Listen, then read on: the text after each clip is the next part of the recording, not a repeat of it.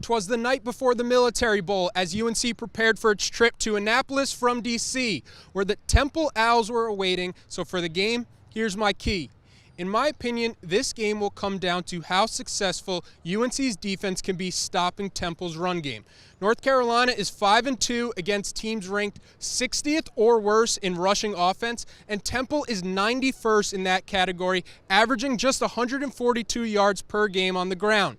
Temple has rushed for more than 185 yards as a team 5 times this year, and running back Ramon Davis is currently sitting at 900 rushing yards on the season. All of that sounds good until you look at Temple's rushing struggles in its 4 losses. The Owls didn't reach 100 yards in any of those games, averaging 55 rushing yards on just 1.7 yards per carry.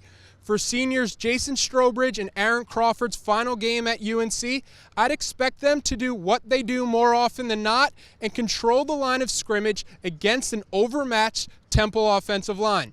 When those two are on, it forces a great deal of attention their way and opens up the game for Chaz Surratt to make those plays behind the line of scrimmage. Surratt has an impressive 12.5 tackles for a loss this year against Power 5 opponents, which is tied for 15th nationally.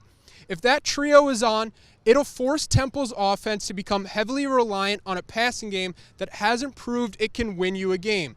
In those 4 losses Temple has had, quarterback Anthony Russo has a 7-6 touchdown to interception ratio compared to 14 touchdowns and 5 interceptions in its wins.